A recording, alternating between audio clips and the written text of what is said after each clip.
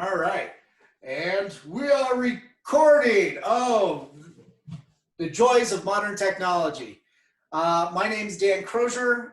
This is Talking Palettes, and I am here with the fantastic, very talented sculptor and artist, Tim Miller. How are you, Tim? Doing great. Thanks, Dan. How about you? Oh, man, it's great to see your face. I absolutely missed hanging out with you and Rebecca. You guys are down in just outside of Colorado Springs, kind of quarantined at the house. How's that experience been? You know, for me, the only difference is it's as if every day is a weekend, because I work all the time anyway. Right. And you know, having Rebecca home, I've had Henry home, so that's great. It's like I said, it's like a weekend, except Rebecca's working down in the basement. So Yeah. it's good. I don't understand why everybody makes such a big deal about quarantining. You know, it's like this staying home alone. That's my life. Is it kind of that artist lifestyle then, isn't it? Yeah, I mean it's very solitary. Yeah, Yeah. I mean, you know, it's almost introverted. I do that too, and obviously Elise is elsewhere. She's in Alabama, so I go to the day job. I come home. I do projects. Yeah, away from everybody else. Right. So it's you know, to a great extent, it's pretty nice. You get a lot of shit done. Yeah. Well, I'm also pulling stay-at-home daddy duty, so Yeah. I'm getting so much done. So, Tim, you know, talk to us a little bit about you know, your upbringing, how you got into art, and some of your influences. Well, early on, I always had a pencil in hand. I was always drawing from an early age. Really wrapped up in cartoons, of course, like everybody else. So I like drawing Popeye and Oh, cool. yeah, that was a favorite. I ate spinach. Nice. Not that it did. I mean, I'm still a runt, so it's not like it did me any good. But Popeye was a runt too. That should have been the red flag. Like, sure, spinach does a whole lot for you. And I think that you know, that show was. Hold on. Yeah, that's fun. When your phone is tied into your laptop, I love it. Sorry about that. You need to start over. Oh, no. We keep going. We include all the flaws because I have many flaws to share. But yeah, with Popeye, he was about the underdog. Yeah, the poor misshapen little guy. Yeah. Yeah, and he had to, I mean, he had a tough upbringing. His dad wasn't the best of guys, and wasn't all. No, his father was terrible. Yeah, Terrible. yeah. So he kind of had to. And we never met his mother. Evidently, his mother must have abandoned him at an early age. Right. You know, was it Bluto? That was. Bluto. Yeah. So that, I mean, yeah. Did you ever watch the Robert Altman movie with Robin Williams? Oh, loved it. Yeah. Loved it. I had the soundtrack when I was a kid. Oh, no kidding. Oh, cool. Good. Oh, that's cool. So that was a big thing for you growing up, Popeye. You know, to a certain age, but I think I hit a certain age, and the Muppets were a big thing, and you know, it was, yeah. Yeah, they're still pretty immortal for me. You know. Oh, absolutely. I have a couple of friends that work with him from time to time. So yeah. Right. Didn't you do anything with the Muppets, or was it? I did I trained with Henson as a puppeteer, not Jim, but with the Henson Company as a puppeteer. They did years and years and years ago, or very early in my career. I was involved with puppetry. Oh, cool. And was that right out of art school, or? No, I didn't go to art school. I went to a small liberal arts college and majored in biology. The plan was to go into medicine, and I met a bunch of puppeteers and special effects artists, and my career went from this way down this path. So yeah, so I was planning on taking a couple of years off to study for the MCATs before applying to medical school. Yeah. And I had met some, yeah, like I said, met some puppeteers and effects artists. Started hanging out with them. Spent part of a summer helping one of them build a Godzilla-styled monster for a Tower Records commercial. Sweet. And yeah, it was really cool. I volunteered, so it was a lot of work for nothing. But the upside was I realized that I really could sculpt, and it was something I had played around with polyurethane sheets for making Muppet-style puppets. But it's a different style of sculpting. Yeah. So I ended up. I was basically, we had sculpted huge foam reptile plates, reptile scales on these big 2 foot by 2 foot pads, and we had taken gypsum or ultracal proofs off of them, and we were basically painting in latex into these things, and there were various sizes of scales. So we were painting latex in and then backing them up with 1/4 inch urethane foam sheets. And then we were laying that onto the muscles that had already been shaped with foam. Again, just polyurethane foam, upholstery foam. We had done a life cast off of, well, the artist that was in charge, Mike Wick, had done a life cast off of the actor, and we were basically working on this actor's body the entire time. And if anybody that's worked in the effects industry, they're familiar with this kind of build up. But yeah, we were basically stretching these latex sheets of reptile scales over the musculature. Well, one day for lunch, I picked up a piece of clay, and my friend Mike had drawn out a sketch or a couple of sketches of what the Godzilla monster head was supposed to look like. So we're sitting there eating lunch, and I pick up a piece of clay and I start sculpting out what Mike has drawn. And at the end of lunch, put it down and go back to painting latex into the molds and backing them up with urethane, and there's where. And later in the day, Mike sees it and he says, "Where did this come from?" And I said, "Well, I did that."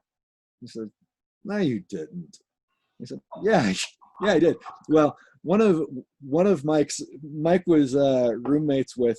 This was right around ILM, and Mike would work with ILM off and on. And one of his roommates was Danny Wagner, who is one of the prominent sculptors for ILM. And for those that don't know, George Lucas's Industrial Light and Magic special effects company. So Mike's roommates were Danny Wagner, who's a very, very, just an amazing, magnificent sculptor. And then his other roommate was Alex Yeager, who ended up being an art director. And well, I don't know what he does now. He might be even beyond that. At the time, he was an art director for one of the Star Trek movies for the spaceships. So it was a cool environment to be around. So anyway, Danny comes home and Mike says, "Hey, Danny, when did you sculpt this?" And Danny said, I didn't sculpt that." Mike kind of blanches. And, "Oh, Tim, you really did sculpt this, didn't you?" So that was sort of the entry point. Prior to that, like I said, I had only done a few Muppet style puppets, nothing too elaborate, and so that kind of got me in. I ended up working for a small effects company outside of, well, in Sonoma, California, and most of the stuff was puppets for TV and film. One of the things of note, we did the puppets for Being John Malkovich, which was really cool. That's cool.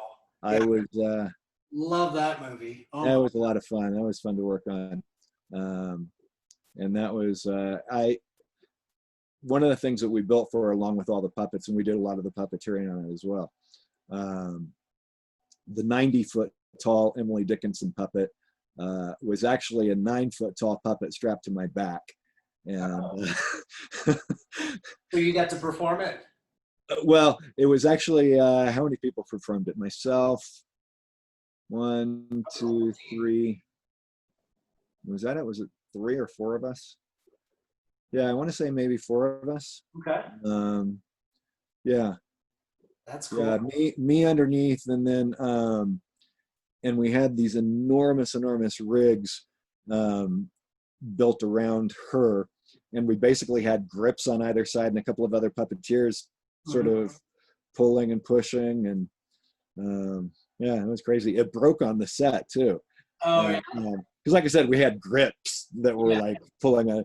Again, for the uninitiated, grips are the guys that they kind of move stuff around, and I don't know, you could probably describe it better than me, Dan. Yeah. Well, that's cool. So things broke. You know, were you able to? On the fly, Johnny on the spot. Yeah. So, but you guys had to do that, right? The grips were. Oh yeah, yeah, yeah. It wasn't the grips. Yeah. Yeah. I wouldn't imagine. You know, you'd want them touching that aspect. Man, that's pretty cool. So, you know, from there, did you just naturally get into like sculpting little like statuettes, or was that more of a kind of a gradual thing? It was gradual. So I worked for 5.5 years for the small effects company and sculpting house, and when I left to be freelance, I was doing like little 4-inch, 5-inch Wizard of Oz characters for a music box company, and things like that. And within, let's see, I went freelance in beginning of April of 2002. And the 2002 San Diego Comic-Con, I made contact with Gene St. Jean at McFarlane Design Group, McFarlane Toys. Yeah. And they picked me up right on the spot. I ended up doing work for them right out the gate. Fantastic. So I went from doing these little Wizard of Oz characters to doing basically all of the portrait work for McFarlane Toys for about 10 years. Nice. And that was just the heads. Right. There was a team of other guys at McFarlane that would work on the bodies and paint them. And like I said, I would just do the heads. Yeah. What was your like your favorite head to sculpt there? Your favorite portrait? Wow. Well, first off, that was a long time ago. That was right. You know, I think the last thing I did for them was probably like 2010, 2011, maybe. Geez, a favorite. Or one that stands out at least. Yeah. I don't know. Some of the older pro baseball players really stand out. Johnny Unitas, Stan Mikita, Don Cherry. I don't even follow like hockey, and I know who these guys are. Did I mention Babe Ruth, Mickey Mantle? Nice. I got to sculpt Lou Gehrig for a little plaque, a little memento type thing for the ALS Foundation that they were giving out.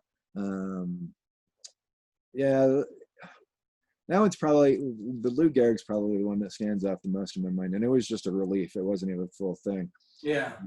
But I don't know. Some of my favorites, Arlie Ermy. I did Arlie Ermy for Texas Chainsaw Massacre, which was a funny. It's a weird portrait because it's the part in the movie where he's spitting tobacco, so he's pulling this strange mug like the. Oh yeah. So like unless you know the picture of that particular scene, you're gonna look at it and go like, "That's not Arlie Ermy. Who's that?" So, but it's one of my favorite pieces. That's cool. Well, I mean, yeah, and he's so iconic, especially like with the Full Metal Jacket. Oh yeah. Movie, like you know, he always kind of looks the same. Yeah. You know, in all of his films, he's very distinct. Those eyebrows and that voice. Yeah. Harvey Keitel, I got to do some of the guys from Reservoir Dogs, so that one didn't come out too bad. Cool. I always like it when they don't come out too bad. So you're doing like the really realistic, portraits for like really, like the high end named, actors and especially the sports figures. Yeah. That's pretty cool because a lot of the Todd Mc or the McFarlane toys, that I remember is the characters, and I mean movies characters, but usually they've got masks or some kind of makeup and stuff, but man, doing those portraitures, yeah, you can't mess up. Yeah. Yeah. Well, and it's funny because like with McFarlane, everything was sculpted 1/6, and then it gets pantographed down to, I couldn't even tell you what scale they actually use. But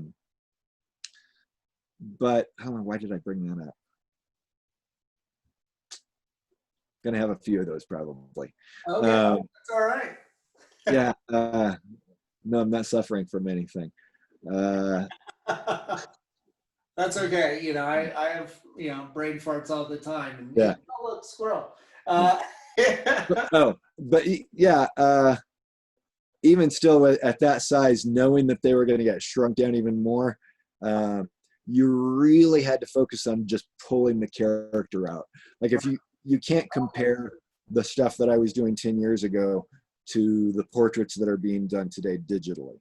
Yeah. You can't compare the two. Because And certainly, and that's not to say that there aren't people that can sculpt a portrait yay big and get every pore in there. I'm sure there are plenty of people out there. But when you're talking about turning something around relatively quickly for product, there's not a lot of time for that. So like I said, you really have to pull the features out, what really stands out about the character. Oh, that's a good point to bring up. Yeah. And back then you were doing everything by hand. Was it plasticine or wax? With McFarlane, they liked using Castellane. Oh, okay. Couldn't tell you what it is. There's some hidden formula somewhere. There's one company that makes it. The story is this guy used to just make it out of his garage, and only he knew what the recipe was. And then he hands the recipe down to, like, he retires, hands the recipe down to an assistant, and doesn't give her the recipe, just basically gives her a bunch of barrels of stuff and says, "Here, this is what you need to mix together to make this stuff." And once she was through with the barrels of stuff, she was done. Now this is anecdotal. This might be completely made up. This is the story I'm giving you though. So at some point, I want to say it was the Complete Sculptor went and bought it up, and then they backwards engineered it. So that's what I heard. Yeah. I don't know. It could come out of monkeys' pituitary glands. Don't go. Now I'm gonna have PETA on me. Thanks, Dan. Oh no, you won't. Reverse engineer. It's like what you would do on Breaking Bad with meth. Yeah, kind of same thing. Kind of the same thing. This might be a little bit more safe or more comfortable. Who knows? But see, at least with Breaking Bad, they wouldn't have PETA on their backs. True. Well, technically with this stuff, maybe not. Hopefully it's just all petroleum byproduct. Hopefully there's no whale blubber or anything included. Yeah. Or anything. No one's going to buy this stuff anymore. The word of this is going to get out. I'm like, oh my God, Castellane's made from whale blubber and monkey glands. Well, of course, we work with the Japanese. Duh, God. No, PETA. No, this is all petroleum stuff, and it's all oil-based, which is also still not good for the environment. But Tim has since moved on because you are doing digital now. I have been. How long I've been saved.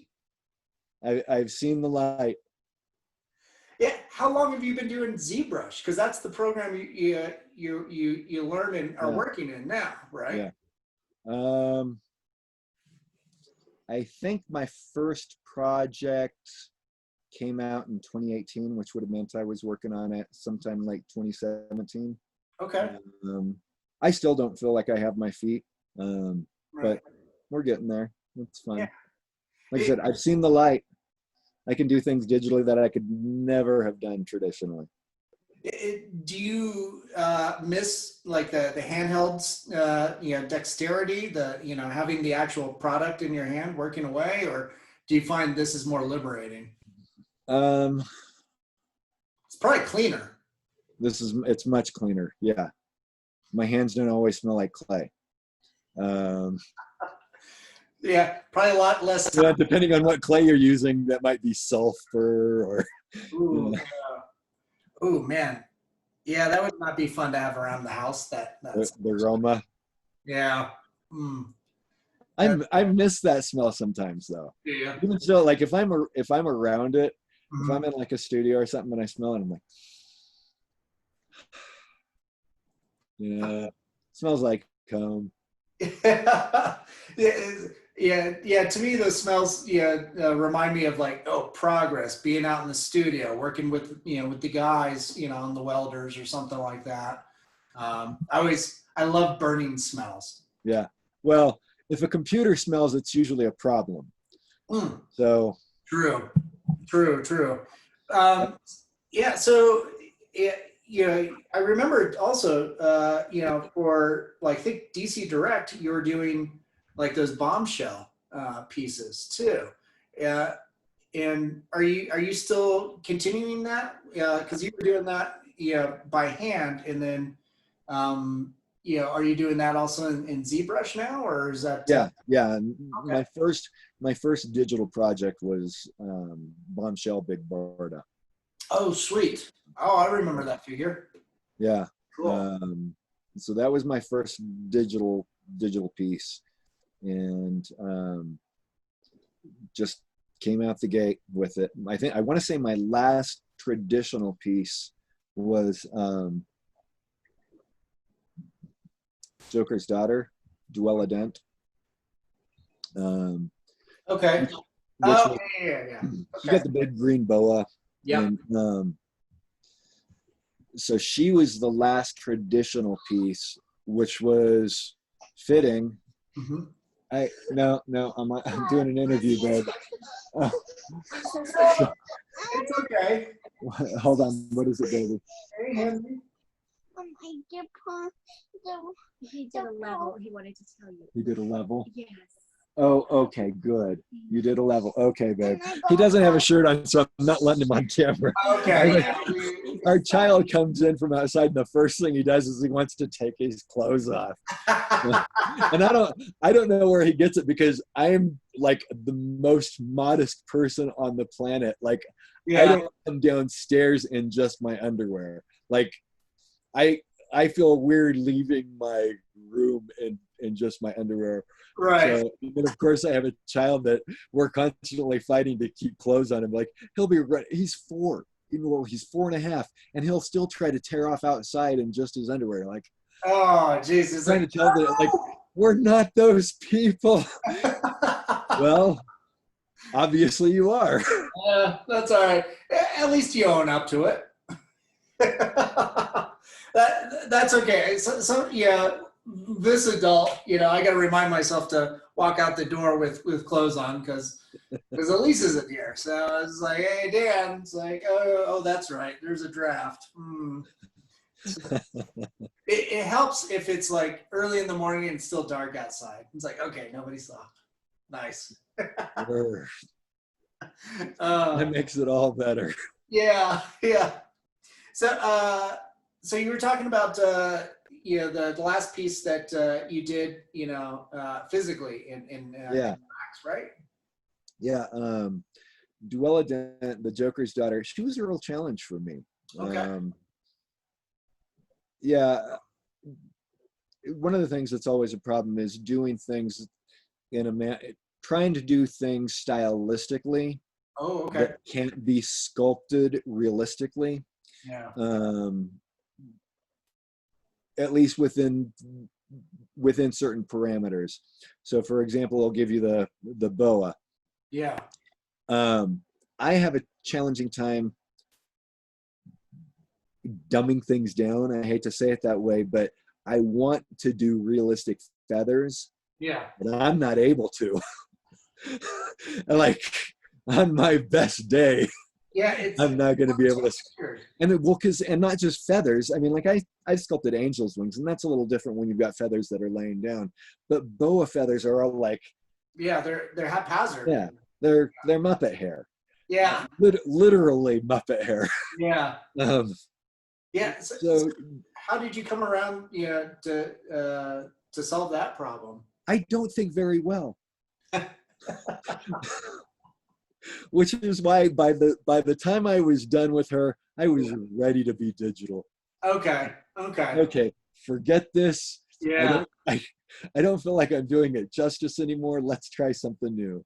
Okay. Well, and sometimes that's a good motivator to hop onto a whole new platform.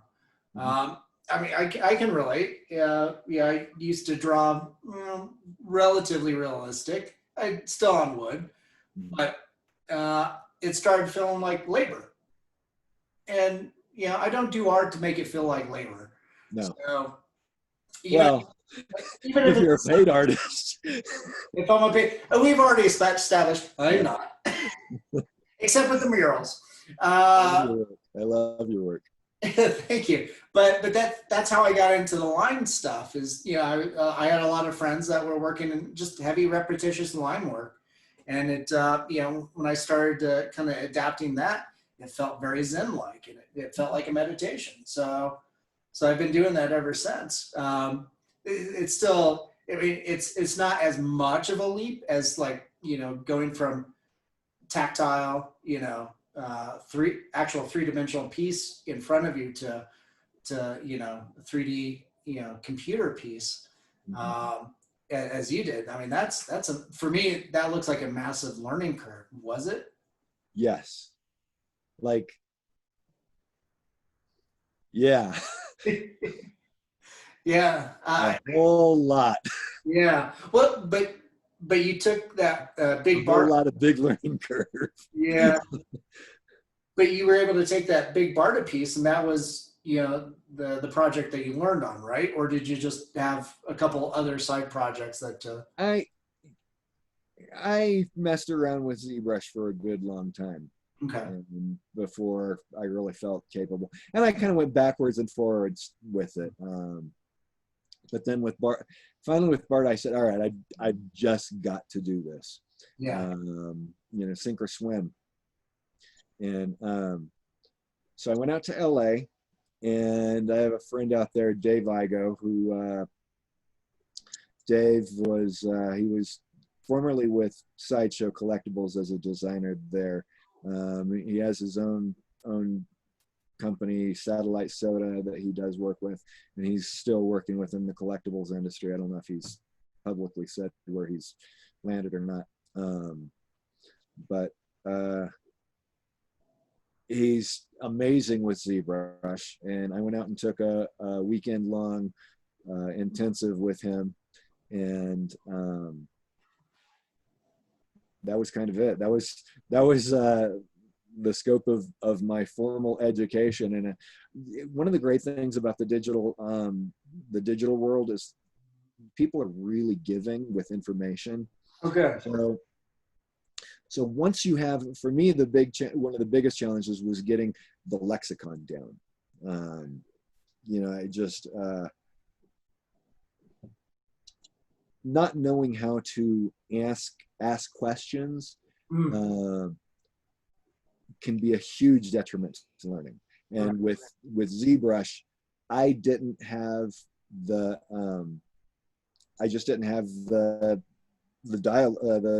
verbiage. I didn't have the words. Oh, good Lord, what word am I trying to come up with? How to refer to the tools and the platform. If I were trying to lay out a UV on a mesh, I didn't know how to say. I didn't know what UV was. Right. For the most part, I didn't even know that I would call it a mesh. Yeah, you have to learn the whole new language. Oh, absolutely. Yeah. So that right there was a huge hurdle to learning. And then once I got past that, at least then I could look online for something that would be at least close to a solution. Yeah. And then figure it out from there. And that's really a lot of how the process has worked. So, and with learning new software, it's pretty much the same thing, just trying to find stuff online. Nice. Can you kind of run us through the process? You know, doing the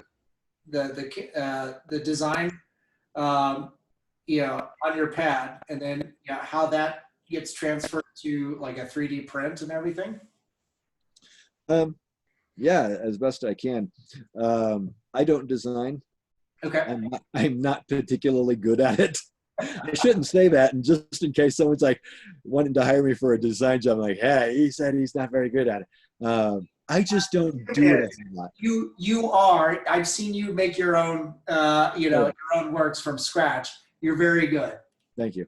So I will put me on as a reference on your resume. Yeah. So almost all the time, in almost all circumstances, I'm given control art that someone else has done. Someone else has already worked out the design before it lands on my desk. And then it's kind of a process of going in, pulling things out from a sphere, building. Nothing is really analogous for me to traditional sculpting. I guess now it kind of looks like as I'm building up forms. Yeah. But yeah, there's once I'm done, once I sculpted the thing, how's that? Right. I'll cut it up into several pieces digitally. I'll get the thing all engineered. And then, so usually at the end of the process, I've got the entire sculpture laid out into, I don't know, maybe a dozen pieces, sometimes more, sometimes 2 dozen, sometimes fewer. But it's got all of the engineered keys, so it all fits together so that basically they can pull this thing out of a mold and just start gluing it together. Okay. Pull it out of the mold, paint it up, and then glue it together. And that's pretty interesting too, because I don't know, with a lot of digital sculptors that just do that and don't have the background that you do in the physical 3-dimensional, you know, because I remember you having to engineer your own joints and everything like that, and to get it ready to be, you know, molded and sent off to be mass produced. I mean, that you know, for that you have to really know how the real world works in physics. Do you find you excel pretty well at that? Because I think, you know, that would be something pretty easy for you. Some parts of it, some parts of it are more of a challenge than doing it traditionally, and I'll give you a good example. If I needed to plug an arm into a torso, Right. a natural break is always a seam in a shirt. Right. But instead of just going piece to piece like this and then having the key in there, fit in there, and instead of doing that, what I'll always do is I'll always do part of it concaved, where the key is going to go in like this. I always do it concaved in here, and I'll do just a slight little lip so that this piece, so that the male piece, when it fits in, it's not just butting straight up against this edge right here. Right. It's actually coming in just a little bit. So if you hold that up and look at it in the light, you're not going to see light going straight through because it's dipped in and it's got a little ledge. Oh, that's really clever. I wouldn't have thought of that. I didn't. I saw somebody else do it, and I thought, ooh, that's a neat idea. I'll do that. Well, and sometimes I'm not a great innovator. I'm really good at incorporating other people's ideas into my work. But that's how we learn. We learn by, it's like, yeah, oh, okay, observation. Yeah, that works. I'll take that too. Yeah. Um, so for me, doing that traditionally Yeah. is way easier than doing it digitally. Okay. Yeah. It's quicker digitally, Okay. but it's still way easier traditionally for me. Because physically you can see if it works or not, right? Maybe. Yeah. I don't know why. Okay. Hey Tim, why do things work? I don't know. I don't know. Physics. Yeah. Physics, science. Oh, that's great. Yeah, I think what was it, like something like 11 or 12 years ago? I met you and Rebecca, I think at a gallery show at a bar or something. I think it was something that Sounds about right. yeah. It was probably the zombie. Was it a zombie? I think so. And I was there with There was an art show that also had to do with zombies. Because I yeah, remember Rebecca and I had blood all over our faces. that's right. I did. I remember you all made up and stuff, and I was like, wow, this guy's really theatrical. The only art show I've ever done where I've dressed up. Oh, okay, nice. That's pretty cool. Because I was there with Carl Krumfoltz and his his now wife, Kelly, and yeah, hanging out and we were looking at some of your works and stuff, and I think gradually over time, we just stayed in contact and everything, and share my laser cuts with you, and I still have your bat fleck too. bat flag. You did a little wood burns Did I? image of Ben Affleck as Batman, and I'm still holding my fingers up like this. Yeah, it's and you have him actually saying, "I'm Batfleck." Oh, okay. Yeah, I think I remember that one. Yeah. Okay, that's cool. Yeah, you're gonna have to share it with me. I'm sure I've got it on my Instagram someplace. But that's cool. But yeah, I was always really intrigued. I was like, holy crap, this. I had no idea how, because I think at that time I was just like getting into drawing comics and stuff like that, and I had no idea how big of a world sculpting figurines, these comic book characters, because I think at that time you were still doing some stuff for Sideshow, and might have been just dipping your toe into the bombshell stuff for DC. I can't remember. I might be wrong, but Bombshell started in 2012. okay, so it was a few years later. This would have predated that. I think I was still doing the Adam Hughes stuff when we met. The which one? The Adam Hughes work for Sideshow. Okay. Yeah. Oh, that's right. Okay. The Rogue and the Black. Right? No, I didn't do. Oh yeah, I did a Black Queen. Nice. Yeah. Nice. So X-Men, Adam. X-Men, yeah. Nice. Yeah, there was Rogue, Rogue, Mystique. Oh, cool. Black Queen, She-Hulk, and probably missing one or two in there, maybe. Oh, I did a Laura Croft of his, 2 Laura Crofts that he designed. Nice. Yeah, fun stuff. He was great to work with. That's cool. Well, you mentioned earlier that you don't usually design these. Somebody else comes in and design. Does it become like a collaborative thing with you and the designer? Not really, because by the time it comes to me, I don't really take any liberties with the pieces. The exception to this, though, is when I was working on the Adam Hughes stuff, he art directed me himself. I mean, I shouldn't put it like that, because there was still an art director with Sideshow, but Adam and I were in contact a lot too, and he kind of would say, all right, well, this right here, you could probably make this a little narrower. Hmm. Well, usually what he would say, he wouldn't say you could make this narrower.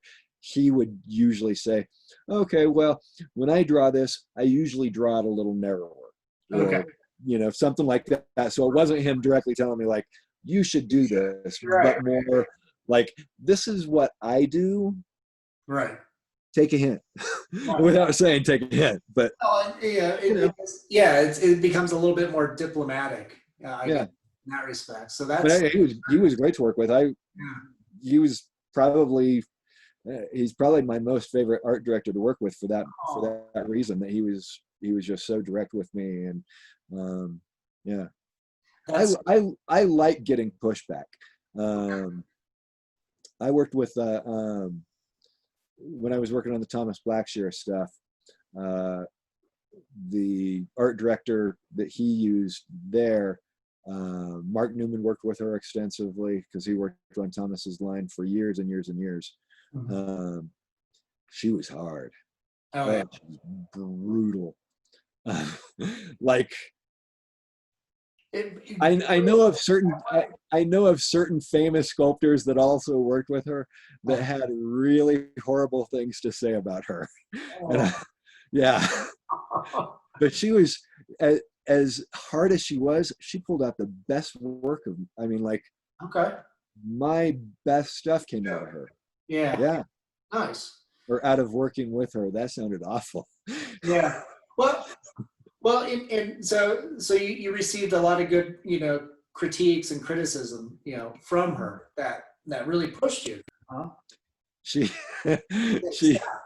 she said at one point I had sent in some turnarounds, and she was commenting on. She made a comment on something, and I said, well, to me that's what it looks like in this one reference photo, and she said something to the effect of, well, if you look at the other photos, it's not quite that way, but you can go with that one if you don't really want truth in your sculpting, you can go with it that way.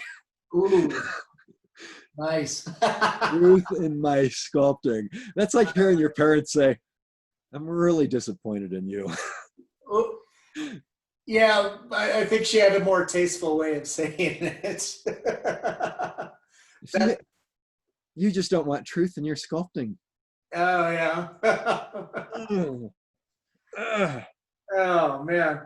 But it sounds like you kind of welcome that perspective, right?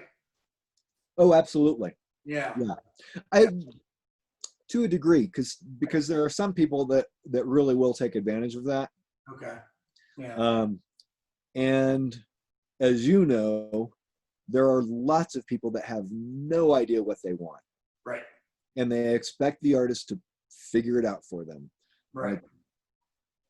Like, fill in some pieces for me, but I've got to have something to work with. And even if I were designing my own work, I have to know what someone wants before. I mean, there's a process, going through tons and dozens and tons of thumbnails, to going through more finalized art, to going to something that's okay, we've hit on the right design, now let's refine it more. And there's a huge process there, but by the time it lands on my table, here's the design. This is what I'm assuming is your design. Yeah. So once I start doing your design, like, help me out. Don't put me through the ringer backwards and forwards. Like, if I have to do the same thing over and over and over again, just going backwards and forwards, that's maddening. Nobody wants to deal with that. And so to say I like that pushback, I like that kind of feedback, that's from people that know what they're doing. Right. If I'm just getting like, maybe you push it a little this way. Well, maybe you push it a little more this other way. Well, what if you push it this way? Yeah. That's, the furniture mover art director. Oh yeah. Yeah. yeah, I mean, bad analogy. The housewife interior designer. Now over there, honey. Over there, honey. Yeah, yeah, exactly. Yeah, yeah. Yeah, no, I've run into that a number of times. Have you ever come across something that one of your collaborators has designed and you've actually like, well, that's actually for the size and scale that you want, it's pretty much unsculptable. Have you ever run into something like that? Tradition. When I was still sculpting traditionally, Mhm. um, I would simply dumb things down if possible, and if there was a need to go further with the detail, then I Yeah, would. But when you're sculpting toys and relatively small collectibles, there's only, at least until digital got so good, and mhm. which is really just within the last couple of years, um, there was only so far that you could push it before. And even still, Yeah, I would argue against pushing tiny details too far digitally. right. They'll look great prototyped, but once you see the final product, it ends up so much, especially with toys, it ends up so muddy that why bother?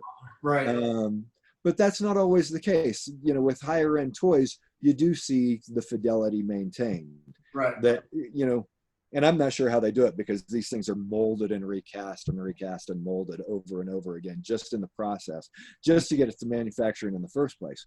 Um, so with digital, of course, you can. There are some pieces though. I did a Plo Koon action figure head for a sideshow, 2006, Hmm. end of 2005, beginning of 2006. And I about went cross-eyed and crazy working on this thing, because he's got and there was so much amazing detail in the masks for in his breathing apparatus for the effects makeup, that I couldn't just let it go. Right. Of course you got to get in there and like needle every time. Hmm. Ooh, yeah. Um, so there were times that I would push it as far as humanly possible if I thought it was going to be reproducible. Right. Um, but a lot of times you do get to a point where you say enough's enough. Hmm. Yeah. Um, and it's terrible as an artist to say that, to say enough's enough, but knowing what comes out of production Hmm. and going, okay, well, I remember how crisp I sculpted that line, how much I carved in, and now this is how much it's done. And if I do these really tiny details, how deep do I have to cut them in Yeah. for Yeah. it to show? Now there are some things that the Gimli I did for Sideshow, um, Cool. Oliver Brigg did the axes for him Nice. and carved in the most amazing, intricate, detailed filigree work in the axes, and just mind-numbingly tight detail. So Mhm. when I received the axes, I actually had to bump up my level of sculpting, like cut things in deeper and harder, just to match Ollie's work. And that actually mostly made it through production. I mean, it still washes out a little bit, but Sure. you can actually make it out. Right. So, but That's yeah, that. digitally I only take it so far too. Right. That's pretty cool. On ZBrush, and earlier you were mentioning off camera. You were mentioning that you're learning some new programs too. Like I think Maya was one of them. I don't know I can't remember what the other one was. Marvelous designer. And that one's the one for fabrics and stuff. Yeah, yeah. So you're bringing uh, textiles, into your work then that way. Well, I'm hopefully that's the hope. And it won't be for everything. A Yeah. lot of the stuff I do is very stylized. Even stuff like the bombshells, Right. um, they're very stylized, and the costuming is very stylized. So there would be only so much that I could use marvelous designer for in the event, like if I'm using or doing the bombshells. But for other applications for my own work, yeah, tons of applications. The software, I believe, was developed for the fabrics, or for fashion industry, and now it's used for video games and film special effects and digital animation, and 3D product development. So hopefully it's something I get under my belt. It's got a lot of promise to it. That's cool. Well, in you incorporating Maya, you're looking to do some animation then? Oh, Lord, no. Oh, okay. Animation. That's cute. No, Maya is just, it's a good program for various things, prop development. Okay. It's good for character development, but ZBrush is probably better suited for what I do. Okay. And rendering's a big deal. I don't need it so much for sending in the files to clients and stuff, but just as far as general presentation of the work before, just to send off turnarounds and stuff like that. Right. Be able to present it in a pretty way. Yeah. I had to search my mind for that. A pretty way. I got a bow. Yeah. But mostly for like, I'd be using it mostly for tools and props and things like that. Cool. For kids, and really anybody wanting to learn, sculpting, and even with like the 3D, what would your recommendations, be today? To go digitally or traditionally? Either way, would you recommend one over the other, or Well, if you're looking for a career, there are more opportunities digitally. Okay. And that's just the way it's going. Traditional artists are fewer and further between. Fine artists, you probably see more fine artists than anything that are still doing work traditionally. Yeah. So yeah, if you're looking at getting into a career in the arts outside of fine arts, I'd probably go digital. I mean, I came to, my career was built on my traditional sculpting. Right. And I had clients telling me, you're gonna have to go digital. And I'd like to think that I had a fairly well-established name. I had a pretty good handle on the niche, Right. and or a couple of niches. And so it's even for art directors to be like, gotta go digital. That's probably waving a big flag that everybody, or most people, should probably be looking at digital arts. So there's just more career opportunities. Yeah, in fact, that's what my girlfriend keeps telling me too. So, and not to say I don't want to discourage anyone from sculpting traditionally. Yeah. There are certainly still a lot of careers out there. In particular, if you want to be a special effects artist, yeah, got to be able to sculpt traditionally. Yeah. So, there are still plenty of opportunities, but there are more opportunities digitally. Nice. Tim, we talked a lot about, your processes and the creativity, the work that you do, but, you mentioned early on, as a kid, your interest in Popeye and the Muppets and stuff. As an adult, like, what really, gets you revved up as a fan? I hate these questions. Well, because I know, like, you and I have a love for Flash Gordon, and I think Rebecca likes Flash Gordon even more than us. Oh, that's how I knew I was going to marry her. Yeah. That's awesome. That's right. I remember that conversation. Yeah. Yeah. There were a couple of movies. There were 3 movies she brought over to watch, and it was the Poseidon Adventure, the '70s version, The original, of, right? and Towering Inferno and Flash Gordon.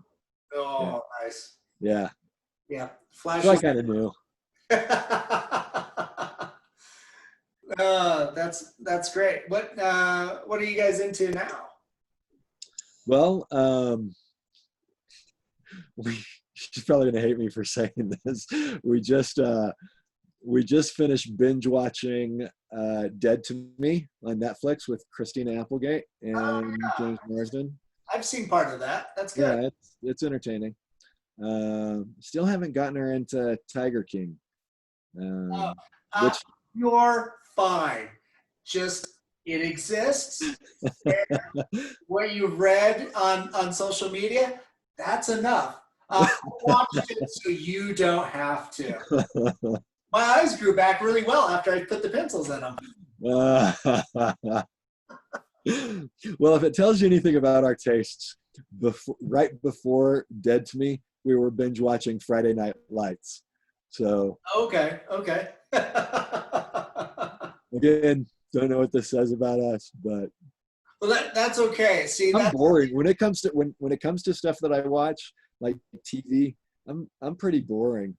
Like yeah, Law and Order, yeah. Oh, okay, nice. The Bachelor. Oh my god. Yeah. Wow. All right. Well, yeah. Maybe you should watch It's train wreck television. What Yeah. do you do? Well, It's cheap entertainment. yeah. Tiger King is definitely the epitome of train wreck television. Oh my god. Just hold out for the Nicolas Cage version. He's actually about Tiger King, about that guy. I forget his name. Joe Exotic. Oh my god. It's really sad I know that name. But oh well. Yeah, I Yeah, don't. as far as movies go, Yeah. yeah, Pixar movies. I have a 4-year-old, so Disney Yeah, movies. Um, I still watch those. yeah, um, Star Wars. Star Wars stuff is cool. Yeah. Um, You, even the bad ones for me too. Yeah. Yeah. I can't do I can't do the prequels. Yeah. No, I totally understand. Yeah. What'd you think of? Have you seen Return of or not Return? Revenge of the Sith? Oh yeah. Well, I've seen all of the prequels. Oh, do you mean Rise of Skywalker? You're right. I'm confusing a bunch. Oh my god, they're just so interchangeable now, aren't they? That Star Wars fan. Aren't I? I am terrible. Just tells me, tells you how much invested I was in the last that movie, and then of course the prequels. They're just like, whatever. Of course, you got the Holy Trilogy, so yeah, that's all I need. I like everything except for the prequels. Love Okay. Mandalorian. Oh, Solo. Mandalorian's fantastic. Yeah, loved Solo. Yeah. So did I. Elise and I Rogue One. really enjoyed that one. I love Rogue One. Yeah, people need to get over themselves and just enjoy it. I think so too.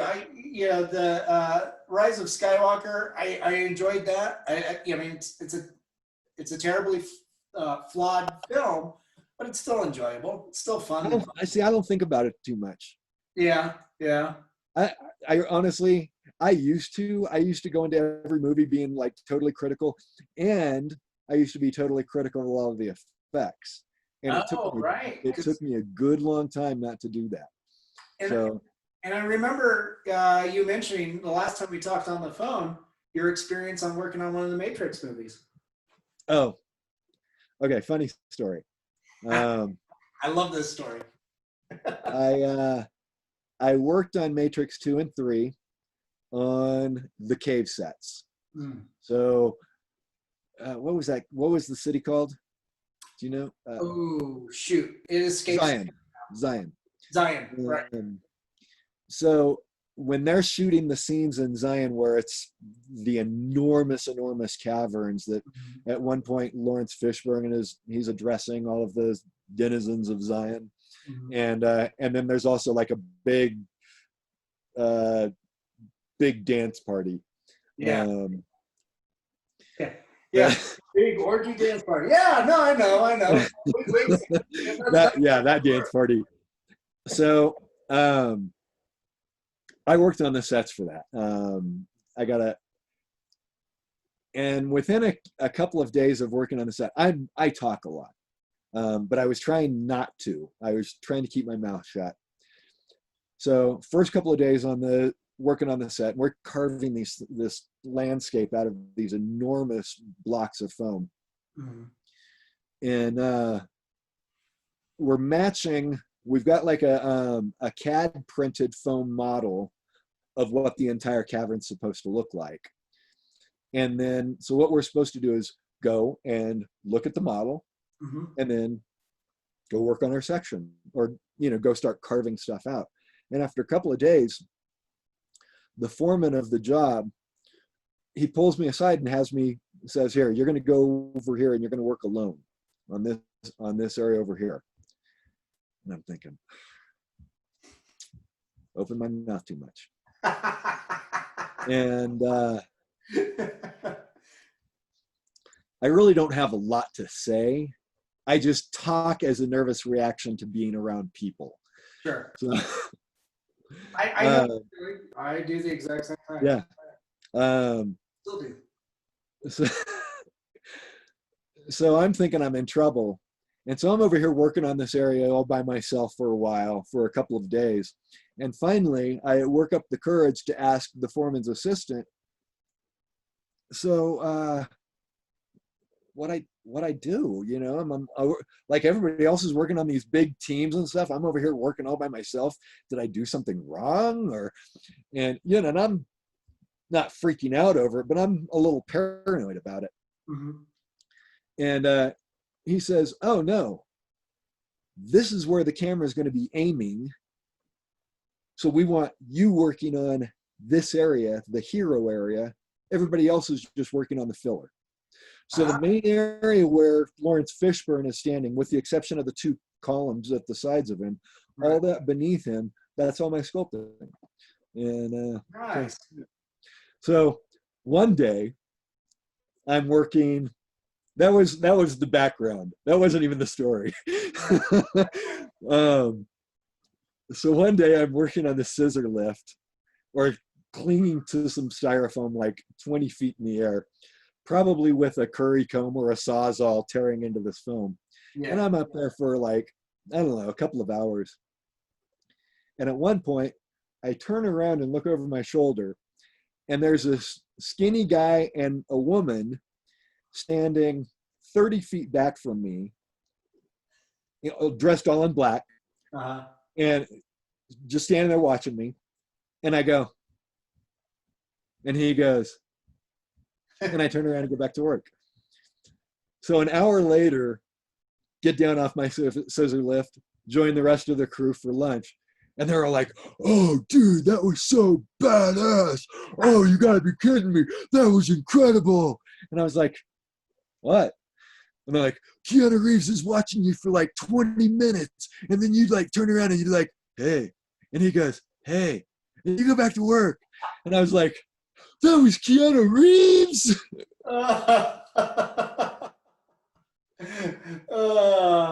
You're such total fanboyed out. Yeah.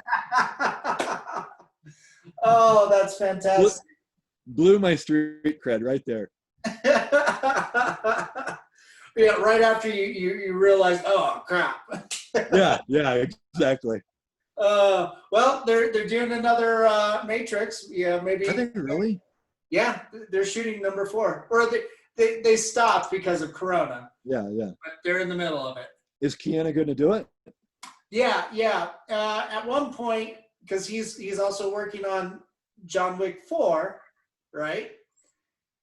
And they're supposed at one point. I think there should be an overlap.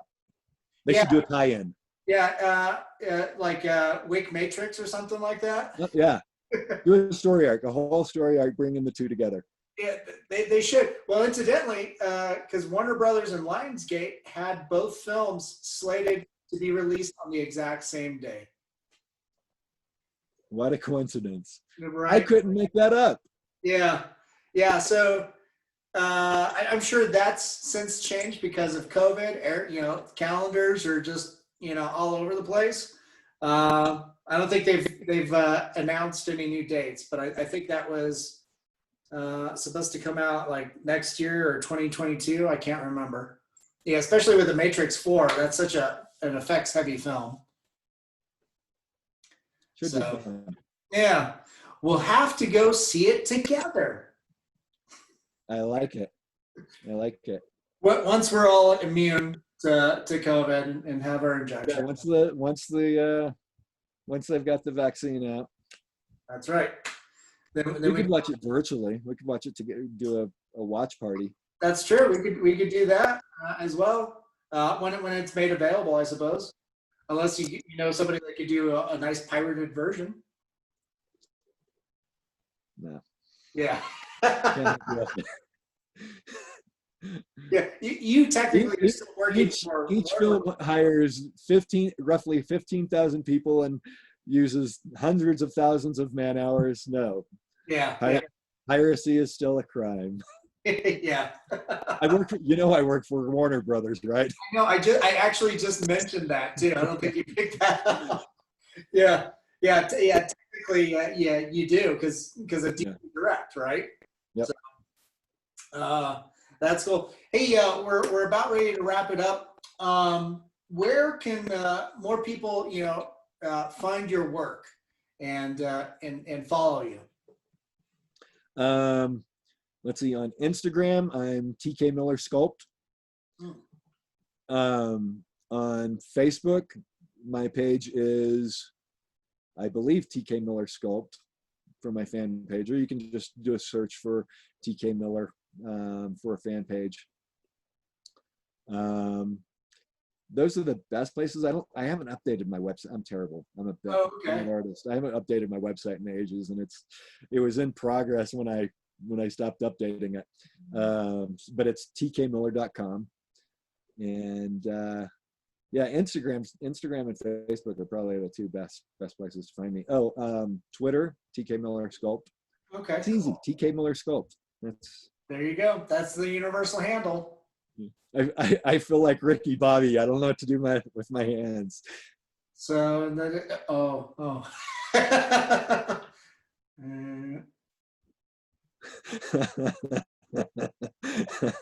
I should be a hand model. Look at those wrinkles. I actually, funny trivia point here. I've actually worked as a hand model. I think you mentioned this at one point. I have actually worked. I've been paid as a hand model. Wow. Yeah. Let's see those hands. You gotta put them up now. Okay, I believe it. Look at those. Look at those. Those are so sexy. They're translucent.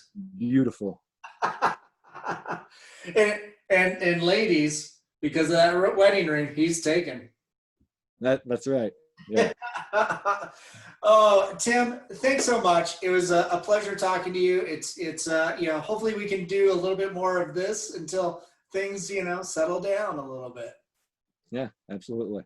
Appreciate it. I'm Daniel Crosier. I almost forgot my name that time. And this is Talking Palettes with my guest, Tim Miller, master sculptor, master of ZBrush in Colorado Springs.